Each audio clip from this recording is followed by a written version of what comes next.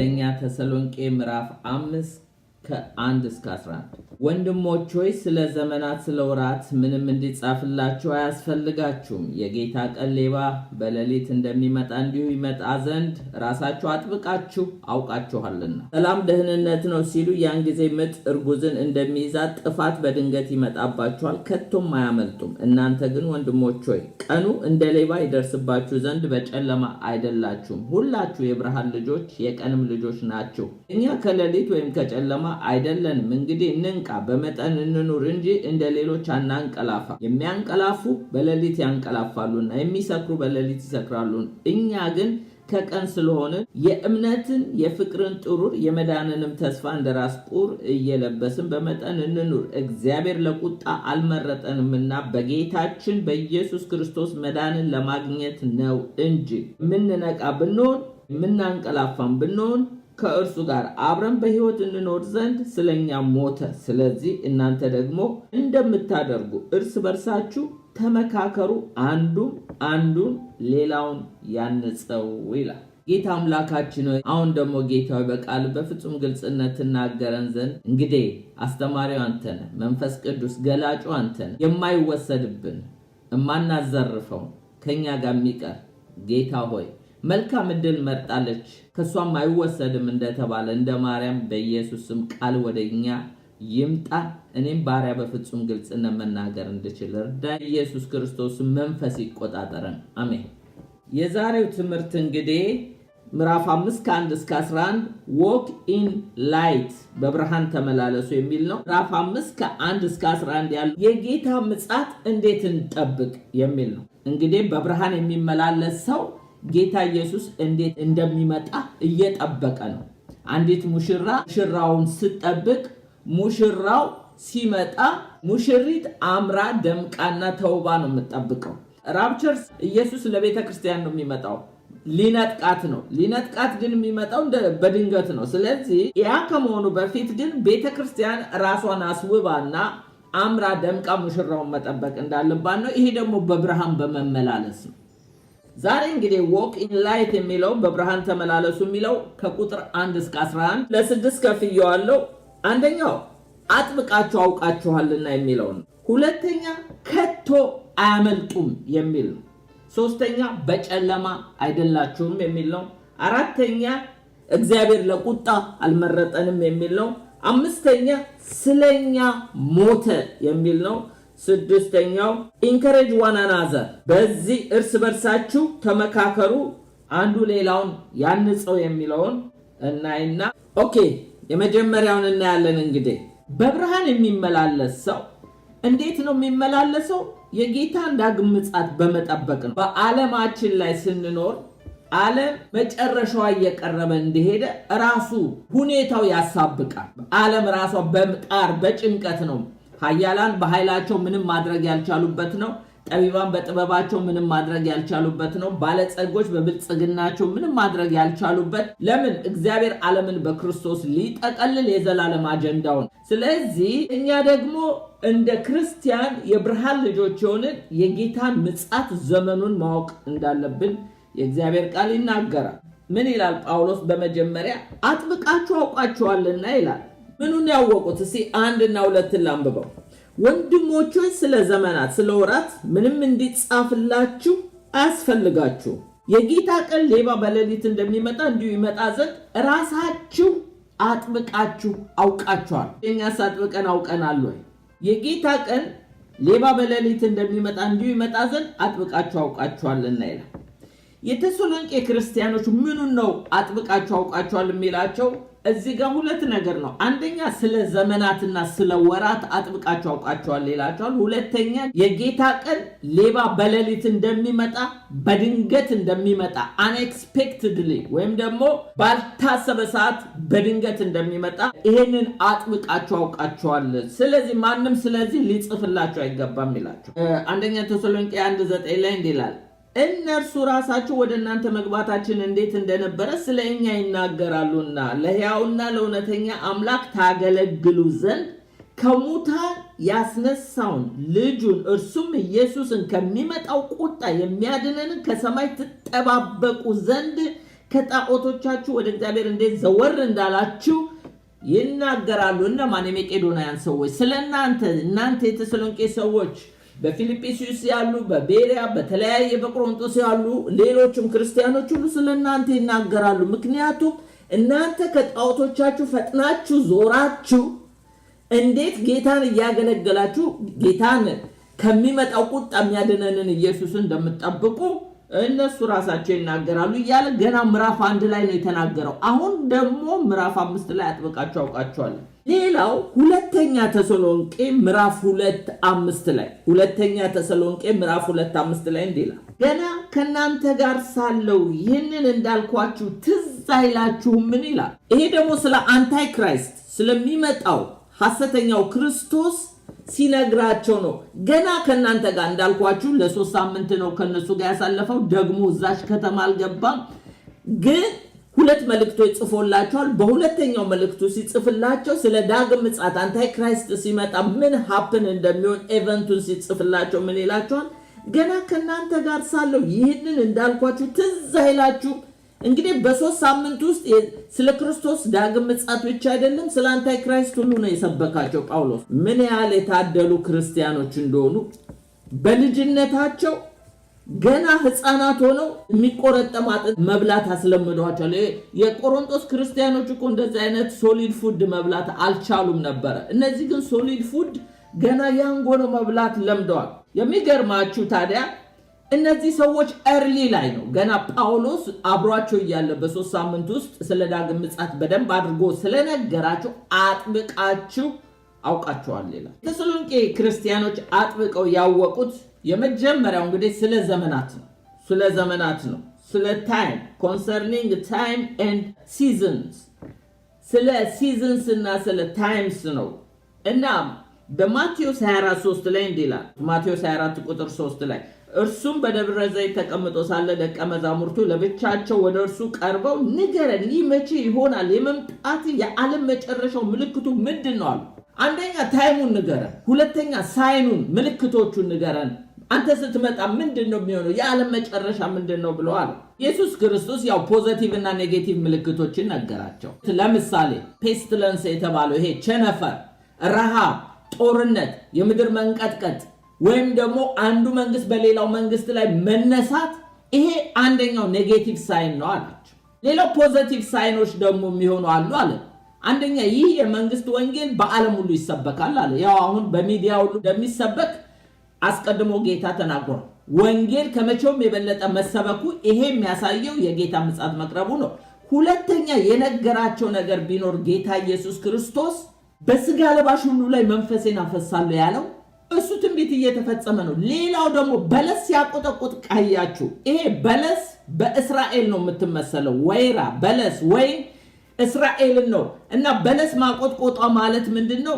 እስራኤል ከተበተነችበት ከአሕዛብ ምድር ተመልሳ መንግስቷን ያቋቋመችበትን የሚያሳይ ነው። ይሄ ደግሞ የዛሬ 65 ዓመት ነው እንደዚህ ተፈጽሟል በ1948። ይሄ ታዲያ ምንድን ነው? የበለስ ማቆጥቆጥ ማለት እስራኤል ከተበተነችበት አገር መጣ። ትዝ ይላችሁ እንደሆነ ጌታ ኢየሱስ ዘፈርስት ካሚንግ ከመምጣቱ በፊት በዘሩባቤል መቅደሱን ለመስራት ከስደት ከምርኮ ወደ አገራቸው ተመልሰው ነበረ። እንደገና ደግሞ እዝራ ተመልሶ ያስተምራቸው ነበር። ነህምያ ደግሞ ቁጥሩን ያዝ። ይሄ ኢየሱስ ክርስቶስ ከመወለዱ በፊት በቤትሌም ይሁዳ እነሱ ዝግጅት ማድረግ ነበረባቸው፣ ወደ ሀገራቸው መመለስ ነበረባቸው። አሁን ደግሞ ለዳግም ምጽአቱ በለስ ማቆጥቋጥ ነበረባት። እስራኤል መንግስቷን እንዴት አድርጋ እንዳቋቋመች ያው ከታሪክም ከዜናም እንሰማለን። ይሄ የጌታ መምጫ ምልክቶቹ ናቸው። ሌላው ግን ታይሙን ንገረናል። ማቴዎስ 24 ቁጥር 36 ላይ እንዲህ አላቸው፣ ስለዚያች ቀንና ስለዚያች ሰዓት ግን ከአባት ብቻ በቀር የሰማይ መላእክትም ቢሆኑ ልጅም ቢሆን አያውቅም ይላል። ስለዛች ቀን ግን አባቴ ብቻ ነው የሚያውቀው፣ መላእክትም አያውቁም አለ። ልጅም ቢሆን የሚለው ራሱን ነው። ግን ይሄ ልጅም ቢሆን አያውቅም የሚለው ሁለት ሐሳብ አለ። እናንተ በየትኛው እምነት ላይ እንዳላችሁ አላውቅም። ኢየሱስ ክርስቶስ የሰው ልጅ ይባላል።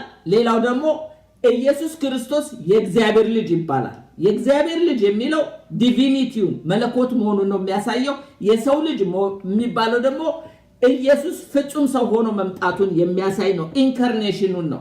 ሁለት አንደኛው ኢየሱስ ክርስቶስ ከድንግል ማርያም የዘመኑ ፍጻሜ በደረሰ ጊዜ ከሴት እንደተወለደ የሚያሳየው የሰው ልጅ ነው። ሌላው ደግሞ ዲቪኒቲው የእግዚአብሔር አንድያ ልጁን ሰጠን የሚለው መለኮት መሆኑን ነው። እንግዲህ አሁን ምን ይላሉ ቴዎሎጂያንስ? ኢየሱስ ክርስቶስ በዲቪኒቲው በመለኮት ያውቃል። በኢንካርኔሽኑ ግን በስጋ በመምጣቱ ግን አያውቅም። ኢየሱስ በስጋ ወራት በተመላለሰበት አላውቅም አለ እንጂ ስለራሱ መምጣት ግን በዲቪኒቲው ያውቃል። ምክንያቱም God is omniscient። ኦምኒሸንት ማለት ሁሉን አዋቂ ነው። ስለዚህ መለኮት ሁሉን ያውቃል። ከመለኮት ምንም የሚሰወር የለም። ኢየሱስ መለኮት ሆኖ እንዴት ይሰወራል የሚል አመለካከት አለ። እንግዲህ እናንተ እንደ ምርጫችሁ ተረዱ። ኢየሱስ ጊዜያቱን አባቴ ብቻ ያውቃል ሲል በአምላክነቱ ግን እኔም አውቃለሁ ነው የሚሉት ቴዎሎጂያንስ። እንደገና በሰውነቱ ግን እኔም አላውቅም እንደሚል ነው የሚያስቀምጡት። ስለ ሰዓቲቱ አባት ብቻ ነው የሚያውቀው። ስለ ዘመኑ ግን ወቅቱን ግን ሳይኑን ግን ምልክቶቹን ግን ልነግራችሁ እችላለሁ። ጦርነት ስታዩ እንደዚህ ረሃብ፣ ቸነፈር፣ እነዚህ ሁሉ የሚያሳብቁት የኔ መምጫ የምጥ መጀመሪያዎች ናቸው፣ ምልክቶች ናቸው ብሎ እንደተናገረ ነው የምናየው። ግን የሚገርማችሁ መቼም በዘመናት ሁሉ ሰዎች ሲኖሩ ክርስቲያኖች፣ እውነተኛ አማኞችና ወንጌላውያኖች ወይም ደግሞ ፓስተሮች የተሳሳቱ ሰዎች አሉ። ስለዚያች ቀን መልአክም አያውቅም ብሏል። ቀንና ሰዓቲቷን ነው ያለው እንጂ ኢየሱስ ዘመኑን አላለም። ቀንና ሰዓቲቷን ማንም አያውቅም ነው ያለው። ስፔሲፋይ አድርጓል። ግን ቀንና ሰዓቲቷን አውቀናል ብለው የተናገሩ ወይም ደግሞ ፕሬዲክትድ ያደረጉ አማኞች ነበሩ። ለምሳሌ ዊሊያም ሚለር የተባለ ሰው የኒውዮርክ ገበሬ ነበረ። እሱ በ1843 ማርች 21 ላይ ኢየሱስ ይመጣል ብሎ ትልቅ ግሬት ዲስአፖይንትድ ሆነው ነበር። ብዙ ሰዎች ያላቸውን ሀብት ሁሉ ሸጠው ብዙ ነገር አድርገው፣ ይሄ ሁሉ ምንድነው?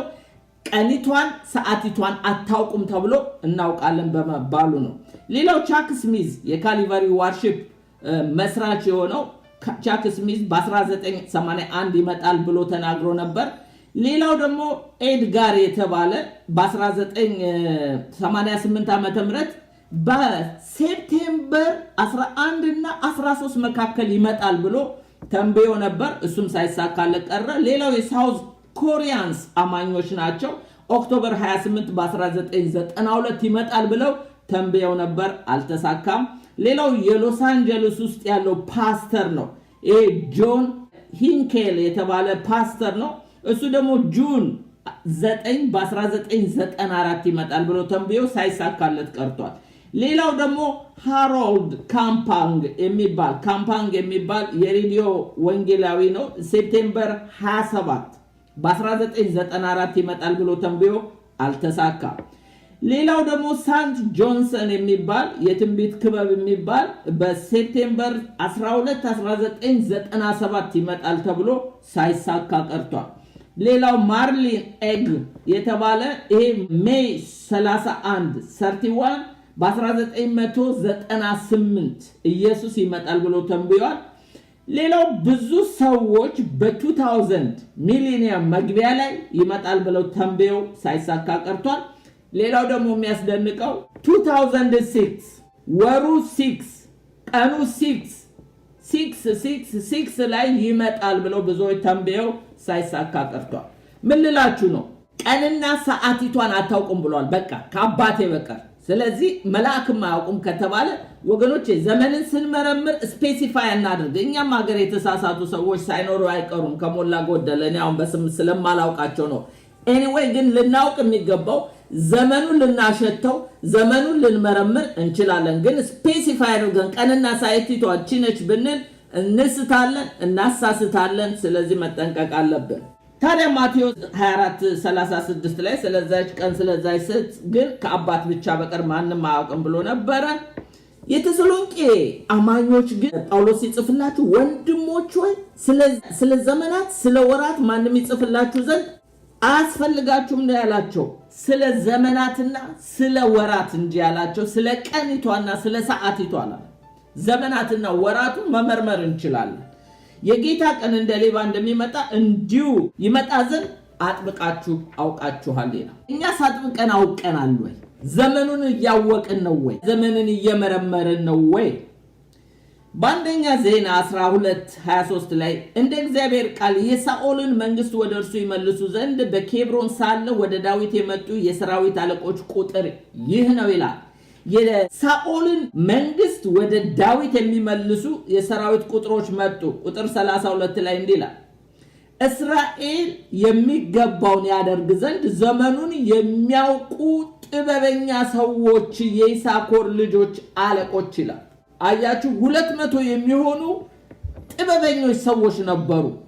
እስራኤል የሚገባውን የሚያውቁ ማለት ምንድነው? እነዚህ ሰዎች ከሳኦል ጋር አሁን ካለፈበት ንጉስ ጋር ጊዜያቸውን ዌስት ማድረግ አያስፈልግም። ስለዚህ ዘመኑን መርምረው አሁን ወደ ዳዊት እግዚአብሔር ወደ ቀባው ወደ ዳዊት ሽፍት ማድረግ እንዳለባቸው የተረዱ እነዚህ የይሳኮር ልጆች 200 ሰዎች ነበሩ። ጥበበኞች ይላቸዋል። ለምን? ዘመኑን ያውቁ ነበር፣ ዘመኑን ይመረምሩ ነበር። ለዚህ ነው የኤፌሶን ጸሐፊ ጳውሎስ ምን ይላል? እንግዲህ እንደ ጥበበኞች እንጂ ጥበብ እንደሌላቸው ሳይሆን እንዴት እንትመላለሱ በጥንቃቄ ተጠበቁ ይላል። ለምንድን ነው በጥንቃቄ? ቀኖቹ ክፎች ናቸውና ዘመኑን ዋጁ ይላል። ስለዚህ ጠቢባን ልንሆን ይገባል። የተሰሎንቄ ክርስቲያኖች ጠቢባን ነበሩ፣ አጥብቀው ዘመኑን አውቀዋል። የይሳኮር ልጆች ጠቢባን ነበሩ፣ አጥብቀው ዘመኑን መርምረዋል። የኤፌሶን ክርስቲያኖችን እናንተም ጠቢባን ሁኑ ይላል። እንደ ጥበበኞች እንጂ ጥበብ እንደሌላቸው ሳይሆን እንደሌሎች እንዴት እንድትመላለሱ በጥንቃቄ ሞኞች አትሁኑ። የእግዚአብሔር ፈቃድ ምን እንደሆነ ፈትናችሁ እወቁ። መንፈስ ይሙላባችሁ፣ በወይን ጠጅ አትስከሩ እያለ ጳውሎስ ለኤፌሶን ክርስቲያኖችም ይነግራቸዋል። ለምን? ዘመኑን እንዲመረምሩ፣ እንዲያውቁ፣ ጠቢባን እንዲሆኑ፣ በእግዚአብሔር ፈቃድ ባልሆነ ነገር ላይ ጊዜያቸውን ዌስት በማድረግ እንዳያባክኑ። ዛሬ እግዚአብሔር አሳይመንታችንን ስላልጨረስን ነው እድሜ ጨመረልን። ዝም ብሎ አይደለም የተሰጠን፣ ዋጋ ተከፍሎበታል። ኢየሱስ በቀራንዮ መስቀል ላይ ዋጋ ስለከፈለበት ነው የተሻገርነው እንጂ ዋጋ ባይከፈልበት እግዚአብሔር ኢየሱስን አይቶ እየማረን በደሙ ይቅር እያለን የከፈለውን ዋጋ አይቶ ነው በምህረቱ ያሻገረን። ለዚህ ነው ምህረትና ቸርነት በሕይወቴ ዘመን ሁሉ ይከተሉኛል፣ ስለዚህ ለዘላለም በእግዚአብሔር ቤት እኖራለሁ ያለ። ብዙዎች ሊሻገሩ ፈልገው ያልተሻገሩ አሉ። ስለዚህ እድሜ ሲሰጠን እግዚአብሔር ሆይ የሰጠኸኝ ለምንድን ነው? እባክህ ቀን ሳለ የላከኝን ስራ እንድፈጽም እርዳኝ ልንል ይገባል። ሌላው እንግዲህ እነዚህ ሰዎች የተሰሎንቄ ክርስቲያኖች የጌታ ቀን ማለት የፍርድ ቀን ማለት ነው። ሁለተኛ ጴጥሮስ 2:9 ላይ የፍርድ ቀን እንደሆነ ይነግረናል። ታላቁ የቁጣ ቀን እንደሆነ ይናገራል። ራዕይ ምዕራፍ 6:17 ላይ የመዋጀት ቀን ይለዋል ጳውሎስ በኤፌሶን ላይ። ለቤዛ ቀን የታተማችሁበትን ቅዱሱን መንፈስ ለቤዛ ቀን ማለት the day of redemption ወይም the day of salvation ወይም ደግሞ ይሄ የመዋጀት ቀን ማለት ነው። ሌላው የጌታ ቀን ማለት ታላቁ ቀን ይለዋል። ይሁዳ 1:6 ላይ የጌታን ቀን ያው ይሄ ቃል የተወሰደው ከአሞጽ 5:18 ነው። የእግዚአብሔር ቀን ይለዋል አሞጽ። ሌላው በሁለተኛ ጴጥሮስም 3:12 ላይ የጌታ ቀን የሚለው የእግዚአብሔር ቀን እንደሆነ ይነግረናል። የክርስቶስ ቀን እንደሆነ ደግሞ አንደኛ ቆሮንቶስ 1:8 እና ፊልጵስዩስ 1:6 ላይ ተጽፎ እናገኘዋለን። ያ ቀን ይለዋል ጳውሎስ። ያ ቀን ማለት በሁለተኛ ተሰሎንቄ 1:10 ላይ የጌታን ቀን ያ ቀን ይለዋል። የፍርድ ቀን እንደሆነ የክርስቶስ ዳግም ምጽአት እንደሆነ አንደኛ ቆሮንቶስ 15:23 ላይ ነግረናል። ጌታ ኢየሱስ እንግዲህ ያው በማቴዎስ 24:36 ላይ ስለዚያች ቀንና ስለዚያች ሰዓት ግን ከአባት ብቻ በቀር የሰማይ መላእክትም ቢሆኑ ልጅም ቢሆን የሚያውቅ የለም ብሏል። ስለዚህ የጌታን ቀን የሚመጣላቸው ሰዎች እንዳሉ ሁሉ የሚመጣባቸው ሰዎች አሉ። ለአማኞች መጣህልን ጌታ ሆይ ማራናታ ይላሉ። ላላመኑት ግን ይመጣባቸዋል። የፍርድ ቀን ነው፣ የቁጣ ቀን ነው፣ የመዓት ቀን ነው። ኃጢአተኛ በፊቱ አይቆምማ፣ ንስሐ የገባ ብቻ ነው። በአማርኛችን የጌታ ቀን የሚለው አሻሚ ነው። የትኛው ነው የጌታ ቀን? በእንግሊዘኛው ምን ይለዋል? the Lord's day እና the day of the Lord ይለዋል።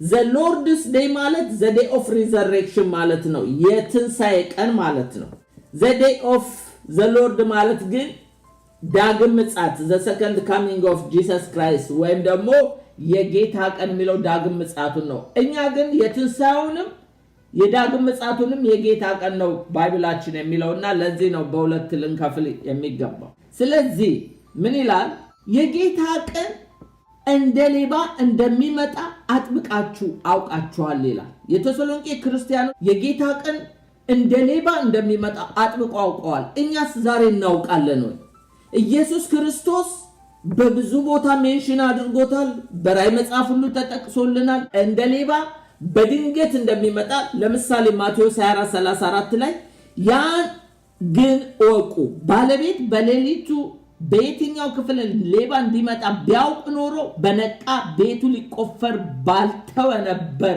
ስለዚህ አመጣጤ እንደ ሌባ ነው ወቁ ብሏል በራእይ 3:3 ላይ እንደዚህ ይላል እንግዲህ እንዴት እንደተቀበልክ እንደሰማህ አስብ ጠብቀው ንስሐ ግባ እንግዲህ ባትነቃ እንደ ሌባ እመጣብሃለሁ በማናቸው ሰዓት እንድመጣብህ ከቶ አታውቅም ይላል በራእይ 16:15 ላይ እነሆ እንደ ሌባ ሆኜ እመጣለሁ ራቁቱን እንዳይሄድ ህፍረቱን እንዳያዩ ነቅቶ ልብሱን የሚጠብቅ ብፁዕ ነው ይላል ሁለተኛ ጴጥሮስ 3:10 ላይ እንዲህ ይላል የጌታ ቀን ግን እንደ ሌባ ሆኖ ይመጣል ይላል ተሰሎንቄ ምዕራፍ 5:4 ላይ እናንተ ግን ወንድሞች ሆይ ቀኑ እንደ ሌባ ይደርስባችሁ ዘንድ በጨለማ አይደላችሁም ይላል ግን ታውቃላችሁ ግን እናንተ በጨለማ አይደላችሁም ይላል ስለዚህ እናንተ ወንድሞች ሆይ ኢየሱስ እንደ ሌባ እንደሚመጣ ታውቃላችሁና በድንገት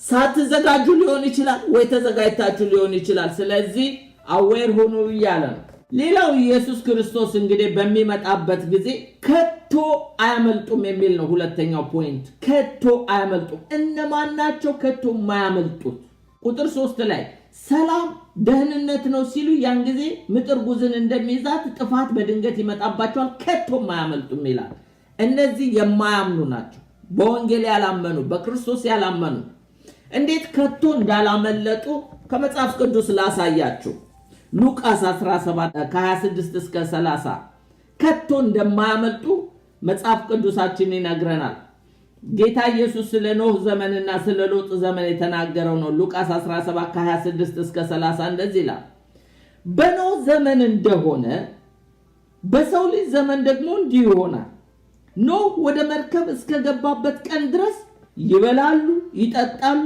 ያገባሉ ይጋቡ ነበር የጥፋት ውሃ መጣ ሁሉንም አጠፋ በኖህ ዘመን ኖህና ቤተሰቦቹ 8 ቤተሰብ ብቻ ሲድን ሁሉንም አጠፋ ማለት ከቶ አያመልጡም ማለት ነው ስለ ሎጥም ዘመን እንደዚህ ይናገራል እንዲሁ በሎጥ ዘመን እንደሆነ ይበሉ ይጠጡ ይገዙ ይሸጡ ይተክሉ ቤት ይሰሩ ነበር ሎጥ ከሰዶም በወጣ ቀን ግን ከሰማይ እሳት ዲን ዘነበ ሁሉንም አጠፋ ከቶም አያመልጡም ማለት ነው ሁሉንም አጠፋ ሎጥና ቤተሰቡ ኖህና ቤተሰቡ ብቻ ነው ይዳኑ አንተመን ቤቶች ይድናሉ ብሎ እንደጸለየላቸውና እንደዳኑ ዛሬም እኛና ቤተሰቦቻችን እንድንድን ልንጸልይ ይገባል በተረፈ ግን በክርስቶስ የማያምኑ ልጁ የሌለው ሕይወት የለውም ከቶ አያመልጡም ነው የሚለው በሎጥ ዘመን እንደሆነ በኖህ ዘመን እንደሆነ እንዲሁ ይላል ጌታ ኢየሱስ ቁጥር 30 ላይ የሰው ልጅ በሚገለጥበት ቀን እንዲሁ ይሆናል ስለዚህ ልንፈራ ይገባል ልንጸልይ ይገባል ለጠፉት ሰው ከቶ አያመልጡም ነው የሚለው ሌላው ግን እናንተ ግን በጨለማ አይደላችሁም ይላል ቁጥር 4 እና 5 እንዲህ ይላል እናንተ ግን ወንድሞች ሆይ ቀኑ እንደ ሌባ ይደርስባችሁ ዘንድ በጨለማ አይደላችሁም ሁላችሁ የብርሃን ልጆች የቀን ልጆች ናችሁ እኛ ከሌሊት ወይም ከጨለማ አይደለንም ይሄ ላማኞች ነው የሚለው በክርስቶስ ኢየሱስ ላመኑ እናንተ በጨለማ አይደላችሁም ለእናንተ ሌሊት አይሆንም ምክንያቱም የዓለም ብርሃን የሆነውን ኢየሱስን ተቀብላችሁታል እናንተ ራሳችሁ የዓለም ብርሃን ናችሁ እናንተ እኮ በጨለማ አይደላችሁም ከድቅድቅ ጨለማ ወደሚደነቅ ብርሃን መጣችኋል ይላል ለምሳሌ ጳውሎስ እንዴት የብርሃን ልጆች እንደሆኑ ራሱ በአገልግሎቱ ኢየሱስ ክርስቶስ ሲሾመው የተናገረው ነገር አለ። በሐዋርያት ሥራ 26 ላይ ቁጥር 15 ጀምሬ ያነባዋለሁ።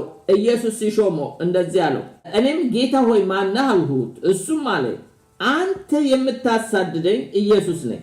ነገር ግን ተነሳና በእግርህ ቁም። ስለዚህ እኔም ባየህበት ነገር ለአንተ በምታይበት ነገር አገልጋይ እና ምስክር ትሆን ዘንድ ልሾምህ ታይቼሃለሁ። ማለት ኢየሱስ ብርሃን ነው። አይታችኋል። ጳውሎስ ኢየሱስን ባየ ጊዜ አይኑ ታውሮ፣ የሥጋ አይኑ ታውሮ መንፈስ አይኑ ነው የበራው። ስለዚህ በሥጋ አይኑ አይደለም፣ በመንፈስ ሁሉ ብርሃን አይቶ ነው። ስለዚህ ምን አለው? የኃጢአት ስርየት በእኔ በማመን በተቀደሱት መልካምን ርስት ያገኙ ዘንድ ከጨለማ ወደ ብርሃን ከሰይጣን ስልጣን ወደ እግዚአብሔር ዘወር እንዲሉ አይናቸውን ትከፍት ዘንድ ይላል። አያችሁ፣ ለዚህ እንደተሾመ ያውቃል። አይን ከፋች አድርጎታል። በወንጌል ከጨለማ ወደ ብርሃን እንዲናጠቃቸው ለዚህ አሕዛብ ሐዋርያ አድርጎ እግዚአብሔር ሾሞታል። ስለዚህ እናንተ እኮ በጨለማ አይደላችሁም። እኔ ራሴ ዋንስ አፖን ኤ ታይም ጨለማ ውስጥ የነበርኩ ኢየሱስ ተገልጦ ብርሃን የበራልኝ ነኝ። እናንተም አሁን ብርሃን በርቶላችኋል። ከጣዖቶቻችሁ ዞር ብላችሁ ጌታን እያገለገላችሁ የጌታን ዳግም ምጽአት የምትጠብቁ ስለሆናችሁ ጨርሶ እናንተ ዘንድ ጨለማ የለም። ሁላችሁ የብርሃን ልጆች የቀን ልጆች ናችሁና እኛ ከሌሊት ወይም ከጨለማ አይደለንም ይላል። ስለዚህ በኤፌሶን 5:8 ላይ ምን ይላችኋል? ቀድሞ ጨለማ ነበራችሁ፣ አሁን ግን በጌታ ብርሃን ናችሁ። እንደውም እናንተ ራሳችሁ ብርሃን ናችሁ። ቀድሞ ግን ጨለማ ነበራችሁ፣ የዚህ ዓለም ገዢ ዲያብሎስ ልጆች ሆናችሁ። አሁን ግን የብርሃን ልጆች ስለሆናችሁ ራሳችሁ ብርሃን ናችሁ። ስለዚህ ለእናንተ የጌታ ምጽአት እንዲህ ሊሆንባችሁ አይገባም ነው። ታዲያ በጨለማ ያልሆነ የጌታ ልጅ የብርሃን ልጅ እንዴት ነው የጌታ ምጽአት መጠበቅ ያለበት? ከ6 እስከ 8 እንዲላል፣ እንግዲህ እንንቃ፣ በመጠን እንኑር እንጂ እንደ ሌሎች አናንቀላፋ። የሚያንቀላፋ በሌሊት ያንቀላፋሉ፣ የሚሰክሩ በሌሊት ይሰክራሉ። እኛ ግን ከቀን ስለሆንን የእምነትን የፍቅርን የመዳንን ተስፋ እንደ ራስ ቁር እየለበስን በመጠን እንኑር ይላል። አንደኛ በመንቃት ምክንያቱም እኛ የብርሃን ልጆች ነን። ማንቀላፋት አይገባንም። ማንቀላፋት ማለት በስጋ መመላለስ ማለት ነው።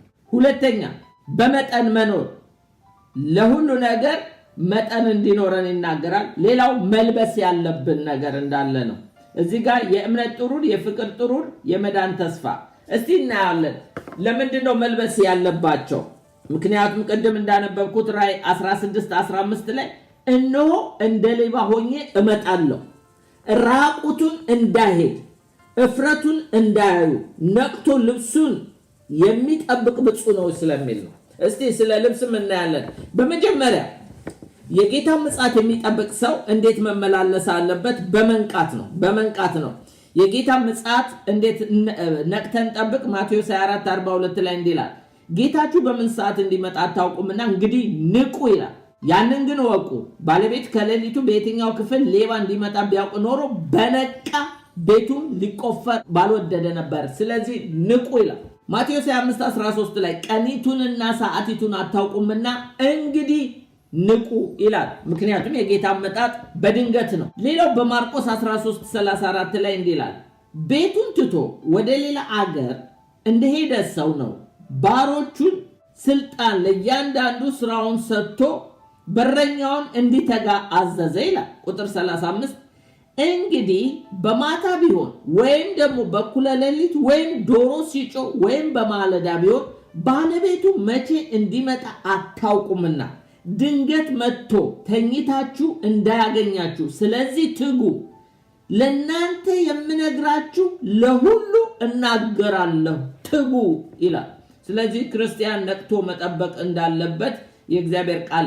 ስለዚህ ጌታ የሚጠብቅ ሰው መንፈሳዊ መንቃት ወይም መነቃቃት ውስጥ ወይም ሪቫይቫል ውስጥ ልንሆን ይገባል። ተደብተን አዚም ውስጥ ገብተን እንደ ገላትያ ክርስቲያኖች ደንዝዘን መጠበቅ የለብንም የጌታን ምጽአት። ሮሜ 13:12 ላይ ሌሊቱ አልፏልና ቀኑ ቀርቧልና እንግዲህ የጨለማውን ስራ አውጥተን የብርሃን ጋሻን እንልበስ ይላል። ስለዚህ የጨለማውን ስራ እናውጣ ይላል። እንግዲህ አንደኛው በመንቃት ነው። ሁለተኛው በመጠን መኖር። የጌታ ምጽአት የምንጠብቅ የጌታ ምጽአት የሚጠብቅ ክርስቲያን በአንደኛ ጴጥሮስ 1:13 ላይ ስለዚህ የልቦናችሁ ነገር ታጥቃችሁ በመጠን ኖራችሁ ኢየሱስ ክርስቶስ ሲገለጥ የምታገኙትን ጸጋ ፈጽማችሁ ተስፋ አድርጉ። እናንተ በመጠን ኑሩ፣ ሌክቸረር ላይፍ ውስጥ አትግቡ። ምክንያቱም ኢየሱስ ሲገለጥ የምታገኙትን ጸጋ ፈጽማችሁ ተስፋ አድርጉ እንጂ ልክ ያለፈ ኑሮ ውስጥ አትግቡ። ምክንያቱም አንዳንዶች ብልጽግናን ሲሹ ያው የዚህ ዓለም ነገር ዘሩ ከበቀለ ወዲያ በትዳር ምክንያት አንዳንዶቹ በሾህ ላይ እንደተዘራው ዘር ታንቀው ፍሬያቸው ሁሉ ታንቆ ስለሚያይ እናንተ ግን እንደዛ አትጠብቁት። ጌታ ነው የሚለው በመጠን ልክ ይኑራችሁ ነው የሚለው። አንደኛ ጴጥሮስ 4:8 ላይ ትጸልዩ ዘንድ በመጠን ኑሩ። ለጸሎትም መጸለይ የምንችለው መጠን ሲኖረን ነው ይላል። በአንደኛ ጴጥሮስ 5:8 ላይ በመጠን ኑሩ፣ ንቁ፣ ባላጋራችሁ ዲያብሎስ የሚውጠውን ፈልጎ እንደሚያገሳ አንበሳ በዙሪያችሁ ይዞራል። ስለዚህ ጌታን ምጽአት የሚጠብቅ ሰው የነቃ በመጠን የሚኖር ሌላው ደግሞ ልበሱ የሚለንን ነው። ምን አይነት ልብስ ነው መልበስ ያለብን? ምክንያቱም ቅድም እንዳነበብኩላችሁ በራእይ 16:15 ላይ እነሆ እንደ ሌባ ሆኜ እመጣለሁ፣ ራቁቱን እንዳይሄድ እፍረቱን እንዳያዩ ነቅቶ ልብሱን የሚጠብቅ ብፁዕ ነው ይላል። ስለዚህ ልብሳችንን መጠበቅ ስላለብን እያንዳንዳችን ራቁታም ሆነን ጌታ እንዳይመጣ ታዲያ ምን ልልበስ? የሚለበሰውን የልብስ አይነት እነግራችኋለሁ። ሮሜ 13:14 ላይ ነገር ግን ጌታችን ኢየሱስ ክርስቶስን ልበሱ ይላል። ኢየሱስ ይለበሳል። ኢየሱስ ትሁት ነው፣ ትህትና ይለበሳል። ፍቅር ነው፣ ፍቅሩ ይለበሳል። ቸር ነው፣ ቸርነቱ ይለበሳል። ደግ ነው፣ ደግነቱ ይለበሳል። የዋህ ነው፣ የዋህነቱ ይለበሳል። ይሄንን ኢየሱስን ልበሱት ይላል። ኤፌሶን 4:24 ላይ ምን ይላል? ለእውነት በሚሆን ጽድቅ ቅድስና እንደ እግዚአብሔር ምሳሌ የተፈጠረውን አዲሱን ሰው ልበሱት፣ አሮጌውን ሰው አስወግዱት። ይሄ ድሮ ትመላለሱበት የነበረውን ነገር አስወግዱና አዲሱን ሰው ልበሱት ይላል። ሌላው ኤፌሶን 6:11 ላይ ደግሞ እንደ ጦረኛ እንደ ክርስቲያን ስፒሪቹዋል ዋርፌር ያለብን ለስፒሪቹዋል ዋርፌር ኢንጌጅድ የሆነ ስለሆነን ውጊያ ስላለብን ጦርነት ስላለብን የእግዚአብሔርን ቃጦር ሁሉ መልበስ እንዳለብን ኤፌሶን 6:11 ላይ የዲያብሎስን ሽንገላ ትቃወሙ ዘንድ እንዲቻላችሁ የእግዚአብሔርን ቃጦር ሁሉ ልበሱ ይላል። ዌፐኖቹ ምን እንደሆኑ ሄዳችሁ ማየት ትችላላችሁ ኤፌሶን 6 ላይ። ሌላው ቆላስይስ 3:12 ላይ የልብስ አይነቱን ያሳየናል። ይሄ ምንድነው? እንግዲህ እንደ እግዚአብሔር ምርጦች ቅዱሳን ሆናችሁ የተወደዳችሁ ሆናችሁ ምሕረትን፣ ርህራሄን፣ ቸርነትን፣ ትህትና፣ የዋህነትን፣ ትዕግስትን ልበሱ ይላል። በሌላ ቋንቋ ክርስቶስን መልበስ ማለት፣ በሌላ ቋንቋ የመንፈስ ቅዱስ ፍሬ ማፍራት ማለት ነው። ይሄን ለብሳችሁ ጌታን ጠብቁ። ቆላስይስ 3:14 ላይ ደግሞ በእነዚህ ሁሉ የፍጻሜ ማሰሪያ የሆነውን ፍቅርን ልበሱት ይላል። ለምን? እነሆ እንደ ሌባ ሆኜ እመጣለሁ፣ ራቁቱን እንዳይሄድ ህፍረቱን እንዳያዩ ነቅቶ ልብሱን የሚጠብቅ እሱ ብፁዕ ነው ይላል። አዘርፈን በፍቅር ፋንታ ጥላቻ ለብሰን በርህራሄ ፋንታ ክፋትን አመፅን ለብሰን እንዳንጠብቀው ደግነትን ለብሰን ቸርነትን ለብሰን ይሄን እንድንጠብቀው ጌታ ሲመጣ እርቃናችንን እንዳያገኘን አሮጌውን አዳም ለብሰን እንዳንገኝ አዲሱን ሰው አዲሱን አዳም ለብሰን እንድንገኝ የእግዚአብሔር ቃል ይመክረናል። የእግዚአብሔር ፐርፐዝ እንግዲህ ለአማኞች ምንድነው? ቁጥር 9 ላይ እግዚአብሔር ለቁጣ አልመረጠንም በጌታችን በኢየሱስ ክርስቶስ መዳንን ለማግኘት ነው እንጂ እኛ የቁጣ ልጆች አይደለንም። ኖ ሞር ኮንደምኔሽን በክርስቶስ ኢየሱስ ላሉ አሁን ኩነኔ የለባቸውም ይላል ሮሜ 8:1 ላይ። እኛ ለቁጣ የተመረጥን አይደለንም። እንደውም ስለ ራፕቸር ከዚህ በፊት ነግሬያችኋለሁ። እነዛ ሶስቱን ቪው አንደኛው ፕሪ ትሪቡሌሽን ቅድመ መከራ መነጠቅ የሚያምኑት እኛ ለቁጣ ስላልተመረጥን በ7 ዓመት መከራ ውስጥ አናልፍም የሚሉት ለዚህ ነው። እኛ የቁጣ ልጆች አይደለንም። ለምንድነው በግሬት ትሪቡሌሽን እኛ በዛ መከራ ለምንድነው የምናልፈው? እኛ የቁጣ ልጆች አይደለንም የሚሉት አንዱ ኤቪደንሳቸው ጥቅሳቸው ይሄ ነው። ምክንያቱም እኛ ለቁጣ አልተመረጥንም የቁጣ ልጆች እኛ የብርሃን ልጆች ነን ስለዚህ በግሬት ትሪቢሌሽን ቤተክርስቲያን አስቀድማ ትነጠቃለች የሚሉት ለዚህ ነው ሚድ ትሪቢሌሽን መንፈቀ መከራ መነጠቅና ፖስት ትሪቢሌሽን ድህረ መከራ መነጠቅ ግን እናልፋለን ይላሉ እንግዲህ እሱን ጌታ ሲመጣ ሁላችንም እናየዋለን ሌላው ስለኛ ሞተ ማን ጌታ ኢየሱስ ቁጥር 10 ላይ የምንነቃ ብንሆን የምናንቀላፋ ብንሆን ከእርሱ ጋር አብረን በሕይወት እንኖር ዘንድ ስለኛ ሞተ በጌታ ያንቀላፉትም ቢሆኑ እኛም ደግሞ ሳንሞት በሕይወት ያለኑ ለሁላችንም ጌታ ኢየሱስ ክርስቶስ ሞቶልናል ነው የሚለው ስለዚህ ስለኛ ኢየሱስ ክርስቶስ ሞቷል ይላል ቁጥር 10 ላይ ሮሜ 14:9 ላይ እንዲላል ስለዚህ ነገር ሙታንንም ሕያዋንንም ይገዛ ዘንድ ክርስቶስ ሞቷልና ሕያዋም ሆኗል ስለዚህ ክርስቶስ ለሞቱትም በሕይወትም ላሉት በክርስቶስ ላሉት ሁሉ ኢየሱስ ሞቷል ስለዚህ ላልዳኑት ደግሞ በሕይወት እንዲኖሩ ኢየሱስ ሞቶላቸዋል ግን የግል አዳኝ አድርገው ካልተቀበሉ በሕይወት አይኖሩም ምንም ኢየሱስ ቢሞት ምንም ቢሰቀል የተሰቀለው ኢየሱስ ለኔ ኃጢያት ነው ብለው ንስሐ ካልገቡ አይድኑ ኢየሱስ ለዓለም ሕዝብ ሁሉ ነው ለዳነውም ላልዳነውም ሞቷል እርግጥ ነው ግን ስለኛ ሞቷልና የግል አዳኝ አድርጌ ተቀብየዋለሁ ላለ ሰው በርግጥም ለዘላለም ከኢየሱስ ጋር ይኖራል በተረፈ ግን መኖር አይችልም ሌላው እንግዲህ ስድስተኛው ፖይንት ኢንከሬጅ ዋን አናዘር ይላል ስለዚህ ቁጥር 11 ላይ ስለዚህ እናንተ ደግሞ እንደምታደርጉት እርስ በርሳችሁ ተመካከሩ አንዱም ሌላውን ያንጸው ይላል ስለዚህ እርስ በርሳችሁ ተመካከሩ አንዱ ሌላውን ትዝላችሁ እንደሆነ ባለፈው ስለ ዳግም ምጽአት ስንማር በዚህ ቃል እርስ በርሳችሁ ተጽናኑ ብሎ ዘጋው